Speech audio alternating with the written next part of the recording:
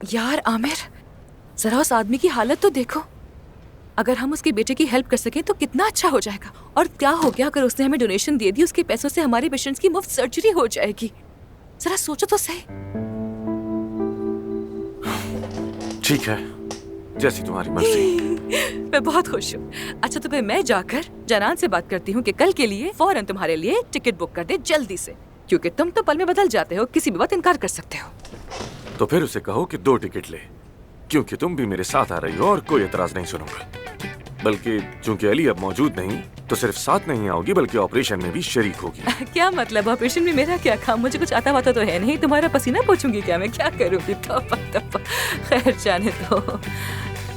काश कि तुम भी एक सर्जन होती, तो फिर हम दोनों साथ मिलकर ऑपरेशन करते और एक अनबीटेबल कपल होते। यार अभी तो हमें दूसरे को बर्दाश्त नहीं कर पाते, तो सोचो कि ओटी के अंदर एक दूसरे को कैसे बर्दाश्त करते। अल्लाह बचाए। एनीवे, मुझे बहुत काम है। सी यू लेटर। तुम्हारी टिकट्स का मैं अरेंज कर दूंगी।